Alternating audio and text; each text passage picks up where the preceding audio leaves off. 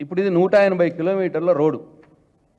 ఈ 180 కిలోమీటర్ల రోడ్లు కొద్దిగా సాగర్ రోడ్ దగ్గర కొంత, శ్రీశైలం రోడ్ దగ్గర కొంత, పరిగి రోడ్ దగ్గర కొంత, చేవెళ్ళ రోడ్ దగ్గర కొంత, ఇక్కడ జరిపినారు 4 చోట్లలో. ఈ 4-5 చోట్లలో ఎందుకు జరుగుతుంది మరి? ఒకవేళ సరే రీజనల్ రింగ్ రోడ్ ఇప్పుడు ఒక 50 కిలోమీటర్ల దూరంలో ప్రపోజ్ చేసినారు national highway authority of India వాళ్ళు. 50 కిలోమీటర్లు కాదండి, మాకు ఇంకా డెవలప్మెంట్ కావాలి సిటీకి అంటే మొత్తం 60 కిలోమీటర్లు జరపండి. జరిపి 60 కిలోమీటర్లు ఆర్క్ కొట్టండి. కానీ కొన్ని కాన్సన్ట్రేటెడ్ ప్లేసులనే జరిపేసి మిగతా దగ్గర పాత అలైన్మెంట్ని కన్ఫర్మ్ చేసి చేయడం వెనకాల మతలబ్ ఏంది అంటే, కాంగ్రెస్ పార్టీ ప్రభుత్వంలో ఉన్నటువంటి పెద్దల భూములు, కాంగ్రెస్ పార్టీ నాయకుల భూములు ఎక్కడెక్కడైతే ఉన్నాయో వాళ్ళు 6 నెలల కాలంలో పేదల్ని భయపెట్టి ఎక్కడెక్కడైతే భూముల్ని చీప్గా లాగేసుకున్నారో, రెవెన్యూ లొసుగుల్ని అడ్డం పెట్టుకొని ఆయా ప్రాంతాలకు ఈ రింగ్ రోడ్ని తీసుకుపోయే, రీజనల్ రింగ్ రోడ్ని తీసుకుపోయే ప్రయత్నం వీళ్ళు చేస్తూ ఉన్నారు. అయితే దీనివల్ల జరిగే నష్టం ఏంది? ఒకటి పాపం ముందు అలైన్మెంట్ కాకుండా ఇప్పుడు కొత్త అలైన్మెంట్ పోతే, ఇప్పుడు ఇక్కడ ఇంకో విషయం చెప్పాలి, దక్షిణ భాగంలో కూడా ముందు అలైన్మెంట్ ఏదైతే వాళ్ళు కన్ఫర్మ్ చేసినారో దానివల్ల ఏ గొడవలు జరగలేదు. ఎక్కడ కూడా గొడవలు జరగలే. దాన్ని కూడా అప్పుడే పబ్లిషైడ్ చేసినారు. ఎక్కడ కూడా ఏం ప్రాబ్లం లేకుండే. కానీ ఇప్పుడు ఈ మార్పులతోటి గొడవలు జరుగుతున్నాయి. అనేక గ్రామాల్లో పేద రైతులు ఇబ్బంది పడుతూ ఉన్నారు. తాండాలు, ఎస్టీల తాండాల ప్రజలు ఇబ్బంది పడుతూ ఉన్నారు. వాళ్ళు చెప్తా ఉన్నారు, వార్తలు వస్తూ ఉన్నాయి, సోషల్ మీడియాలో వస్తూ ఉన్నాయి. ఇవాళ వీళ్ళందరినీ ఇబ్బంది పెట్టి వాళ్ళ భూములకు ధర రావాలని ఇవాళ ఈ ప్రయత్నం చేస్తూ ఉన్నారు. దీనివల్ల ఇంకో నష్టం కూడా ఏంటంటే, వీళ్ళకి తెలుసు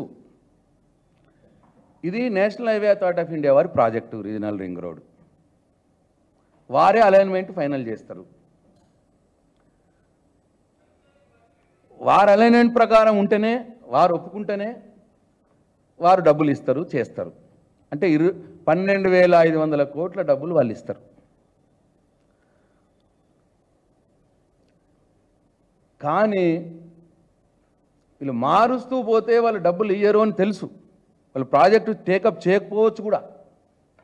ఒకవేళ వాళ్ళకి నచ్చకపోతే వీళ్ళు మరీ ఎక్కువ మార్పులు చేసి దీని వెనకాల ఉన్నటువంటి ఇంటెన్షన్ వాళ్ళకి అర్థమై చేస్తే వాళ్ళు ఈ ప్రాజెక్ట్ టేకప్ చేయకపోవచ్చు.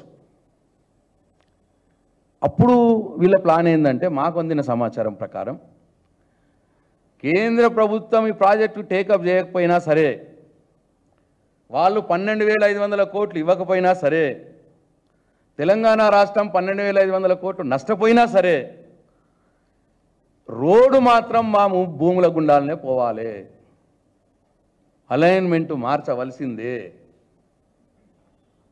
ఒకవేళ వాళ్ళు ఇవ్వకపోతే వరల్డ్ బ్యాంక్ దగ్గర అప్పు చేసైనా సరే మనమే టేకప్ చేద్దాం, రాష్ట్ర ప్రభుత్వమే టేకప్ చేద్దాం, కానీ రోడ్డు మాత్రం మా భూముల గుండానే పోవాలి, మా భూముల ధరలు పెరగాలి.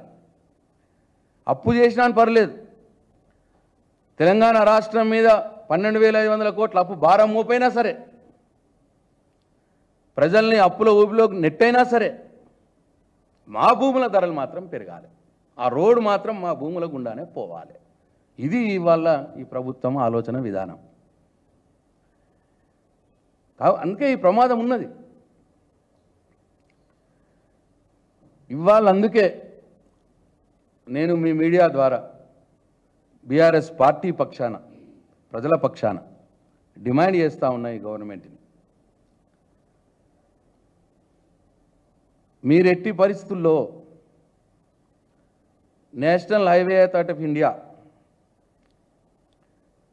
కేంద్ర ప్రభుత్వం ఏదైతే ఆల్రెడీ అలైన్మెంట్ ఫైనల్ చేసిందో ఆ పాత అలైన్మెంట్ ప్రకారమే మీరు ముందుకు పోండి.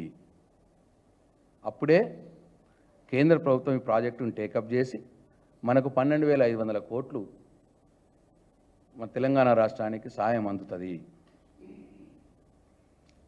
నేను ఆ ప్రాంత బిడ్డగా గౌరవనీయులు కేంద్ర మంత్రి కిషన్ రెడ్డి గారిని కూడా నేను రిక్వెస్ట్ చేస్తూ ఉన్నా, దయచేసి మీరు దీంట్లో జోక్యం చేసుకోండి.